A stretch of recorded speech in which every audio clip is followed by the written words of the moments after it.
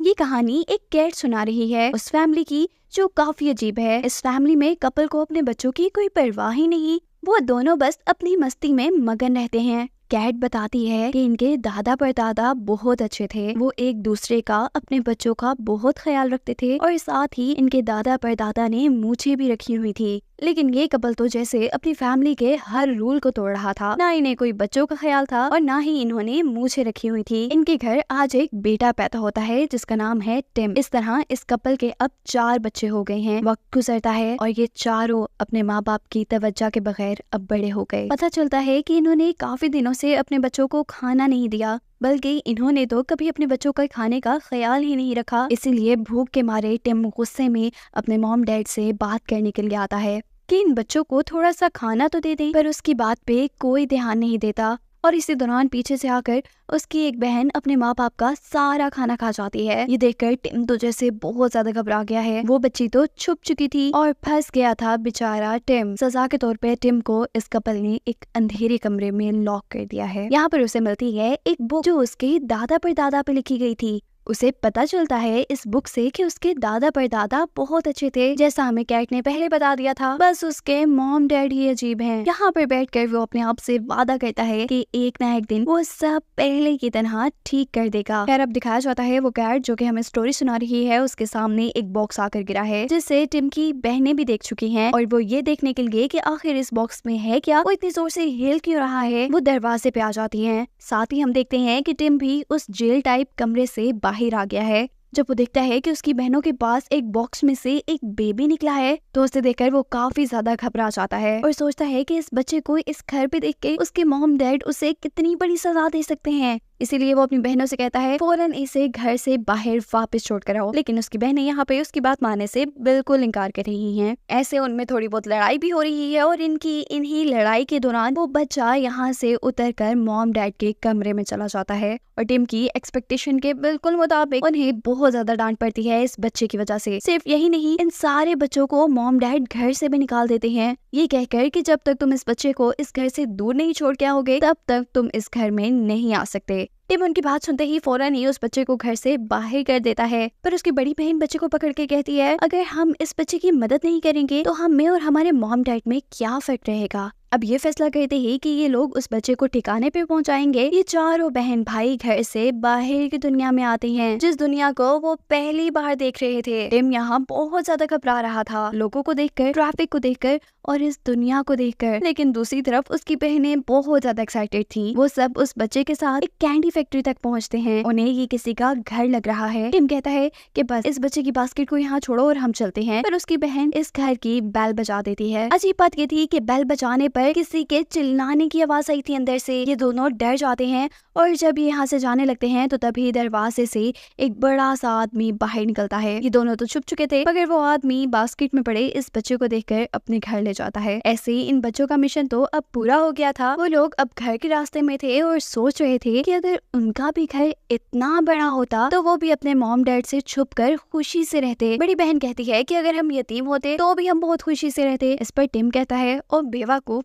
यतीम तो हम तब होंगे ना जब हमारे मॉम डैड मरेंगे। अपनी की हुई इन्हीं बातों से उन्हें आइडिया आता है कि वो अपने मॉम डैड को मार भी तो सकते हैं या उन्हें अपने से दूर भी तो भेज सकते हैं, पर ये काम वो करते कैसे। टिम को पास में ही एक ट्रैवल एजेंसी नजर आती है। ट्रैवल एजेंसी की गाइड देखते हुए इन्हें आइडिया आता है कि अपने मॉम डैड को ऐसी जगह पे भेज सकते हैं जहाँ से कोई बच के नहीं आता, जैसे अमेज़न का जंगल। अगर ये लोग वहाँ से बच गए तो ये लोग किसी वोल्केनो में जल जाएंगे। अगर वहाँ से भी बच गए तो रास्ते के जंगली लोग उन्हें खा सकते हैं, और अगर खुशकिस्मती से वहाँ से भी उनकी जान बच गई तो ये लोग अंटार्कटिका की बर्फ में जमकर मर सकते हैं। ये सब सोचने के बाद अब वो लोग अपनी एक ट्रैवल गाइड बनाते हैं और इस गाइड के अंदर हर ऐसी जगह को रखते हैं जो खतरों से भरी थी, ताकि वहाँ जाके उनके मॉम डैड कभी भी उनके पास ना आ सके। साथ ही उन्होंने इस ट्रैवल गाइड में ये भी लिखा था कि इस ट्रिप में बच्चे बिल्कुल अलाउड नहीं है। फाइनली अब ये लोग किसी न किसी तरह अपने मॉम डैड के पास वो ट्रैवल गाइड पहुंचा भी देते हैं, जिन्हें पढ़ते ही वो दोनों बहुत ज्यादा एक्साइटेड हो गए हैं कि वाओ अब वो लोग बाहर जाएंगे ट्रिप के लिए। सबसे अच्छी बात उन्हें ट्रिप की यही लगी थी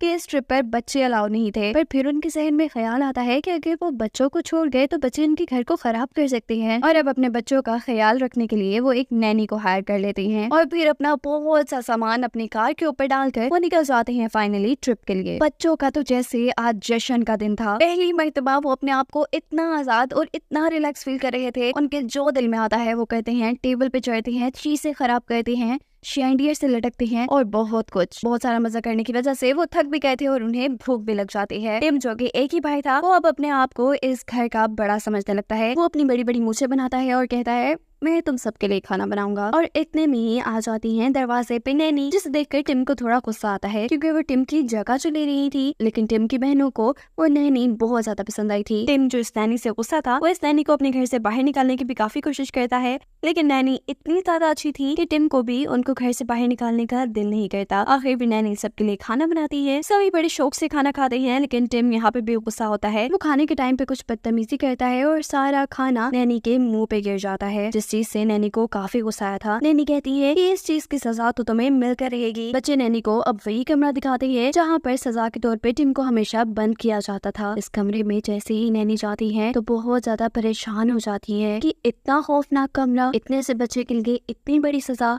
नैनी बहुत अच्छी थी, उनके दिल में रहम भी आ गया था, इसीलिए उन्होंने अब टिम को कोई सजा नहीं दी थी। यहीं पर टिम की बहनें नैनी को उस छोटे बच्चे के बारे में भी बताती हैं जिन्हें वो एक कैंडी फैक्ट्री में छोड़ आए थे। ये सुनकर नैनी कहती है चलो उस बच्चे को भी हम यहीं ले आती हैं। जब ये लोग उस कैंडी फैक्ट्री में पहुंचते हैं तो यहाँ का मालिक उनसे मिलना नहीं चाहता था क्योंकि उसे किसी से मिलना पसंद नहीं था, पर नैनी बड़े मजे से उसे दरवाजे से हटाकर बच्चे को ले लेती है। पता चलता है कि ये आदमी इस बच्चे को कैंडी खिलाता रहता था। नैनी उसे कहती है कि पूरी जिंदगी इस बच्चे को कैंडी नहीं खिला सकते। वो इसे अपने साथ लेके जाना चाहती थी, लेकिन ये कैंडी फैक्ट्री का ऑनर इस बच्चे से बहुत ज्यादा अटैच हो चुका था। उसे इस बच्चे से बहुत ज्यादा प्यार हो गया था। बातों ही बातों में जैसे ये सारे बहुत अच्छे दोस्त बन गए थे। टिम की बहन को ये सारा माहौल बहुत अच्छा लगता है। वो सोचती है कि यही चीज तो उनके घर पे नहीं थी, उसे यही सब तो चाहिए था। अब जो कैट हमें सारी स्टोरी सुना रही है वो इन बच्चों को देखकर हमें बताती है कि अभी बच्चे बहुत ज्यादा खुश हैं, क्योंकि अभी तक बच्चों को ये नहीं पता कि उनके माँ बाप अभी भी जिंदा हैं। ना सिर्फ जिंदा हैं बल्कि बहुत ज्यादा मजे कर रहे हैं, लेकिन उनके पास पैसे खत्म हो गए हैं और अब वो सोचते हैं कि हम घर जाकर घर को बेच देते हैं,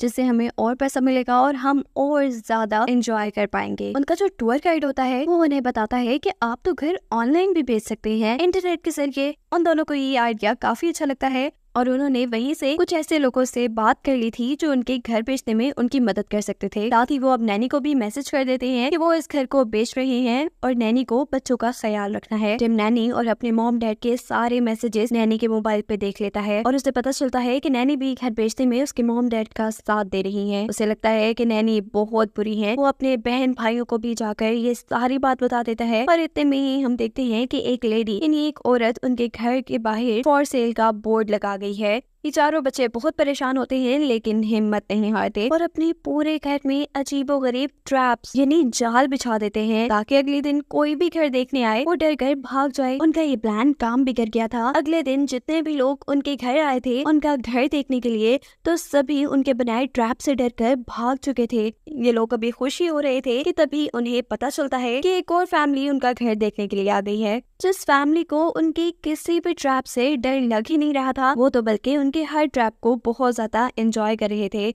ऐसा लग रहा था कि इनको घर बहुत ज्यादा पसंद आ गया है और ये लोग घर लेकर ही रहेंगे। पर इतने में एक अजीब सा भूत उन्हें आकर डरा देता है। ये और कोई नहीं थी बल्कि नैनी ही थी, जो उन सारे लोगों के यहाँ से जाने के बाद बच्चों को बताती है कि वो भी उनके मॉम डैड के फैसले से बहुत परेशान थी और वो पूरी रात यही सोचती रही कि कैसे वो इस घर को बिकने से रोक सकती हैं। ये सब सुनकर टिम भी फौरन नैनी के गले लग जाता है और इतने में ही उनके घर पर अब कुछ और लोग आते हैं। ये लोग ऑर्फनेज से आए थे जहाँ पर बिन माँ बाप के बच्चों को रखा जाता है। इनको टिम ने ही मैसेज किया था और कहा था कि उनकी नैनी बहुत ज्यादा बुरी है, प्लीज इन सब बच्चों को यहाँ से बचाकर ले जाए। पता चलता है जो ऑर्फनेज की हेड थी वो भी नैनी की दोस्त थी जो उसे टिम का मैसेज सुना देती है। ये मैसेज सुनकर नैनी को बहुत ज्यादा दुख होता है और वो इन सब को छोड़कर चली जाती है। टिम की बहन भी उसे बहुत ज्यादा डांटती है कि तुम्हारी वजह से हमारी एक इतनी अच्छी दोस्त, हमारी माँ की तरह की एक लेडी हमें छोड़कर चली गई। पर अब क्या भी हो सकता था, ऑर्फनेज वाले इन सारे बच्चों को अपने साथ ले जा चुके थे और कुछ ही दिनों में इन सभी बच्चों को अलग-अलग फैमिलीज ने अडॉप्ट भी कर लिया था। टिम की बहनें तो अपनी नई फैमिलीज के साथ काफी खुश थी, लेकिन टिम को जो भी फैमिली अडॉप्ट करती, टिम वहाँ से भाग कर आ जाता। उसे अपना पुराना घर बहुत याद आता था। वो हमेशा उसे देखने के लिए वहाँ जाया करता था और अब तो उसका वो घर भी तोड़ दिया गया था। वो बहुत ज्यादा दुखी होकर अब ऑर्फनेज वापस आ जाता है। सीन कट होकर हमें दिखाया जाता है नैनी को,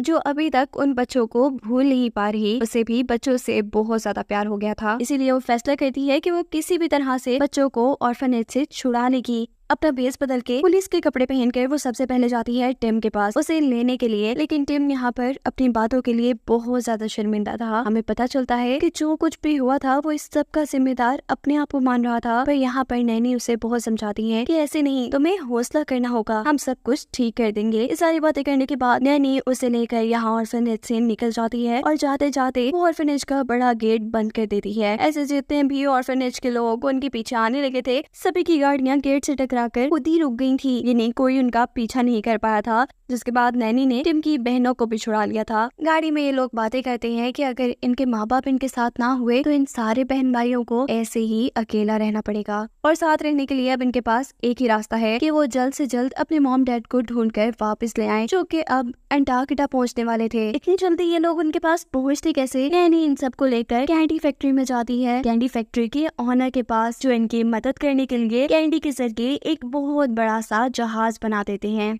इसी जहाज की मदद से अब ये लोग निकल पड़े थे अपने पेरेंट्स को बचाने के लिए। वो बिल्ली जो हमें सारी कहानी सुना रही थी, वो भी अब इनके साथ उसी जहाज में थी। ये बच्चे थक कर सो गए थे रास्ते में और ये कैट जहाज उड़ा रही थी। अब जब ये लोग अंटार्कटिका पहुंचते हैं तो इन्हें अपने माँ बाप को ढूंढना था, जिसके लिए इन्हें ज्यादा मुश्किल नहीं होती, क्योंकि फर्श पे इन्हें अपनी मॉम का धागा मिल जाता है, जिससे वो हमेशा स्वेटर बनाती रहती थी। उसी को फॉलो करते हुए फाइनली अपने मॉम डैड तक पहुंच जाते हैं और उन्हें बर्फ में जमने से बचा लेते हैं। इन सबको देखकर ये पेरेंट्स भी बहुत ज्यादा हैरान हुए थे। टिम और उसकी बहनें अपने मॉम डैड से कहती हैं, प्लीज घर चलिए, हम एक अच्छी फैमिली की तरह मिलकर भी तो रह सकते हैं। उनकी बातें सुनकर ऐसा लगता है कि पेरेंट्स उन्हें गले लगाने वाले थे, लेकिन वो तो बहुत ही ज्यादा खुदगर्ज हैं। वो बच्चों को यहाँ छोड़कर खुद उनका जहाज लेकर यहाँ से चले जाते हैं और वो बेचारे बच्चे ये सब देखते रह जाते हैं। इन दोनों को अब क्योंकि जहाज उड़ाना नहीं आता था, इसीलिए वो जहाज को भी तबाह कर चुके थे। और दूसरी तरफ ये चारों बहन भाई बर्फीले तूफान में फंस चुके थे। बर्फ इनके इर्द गिर्द लिपट रही थी।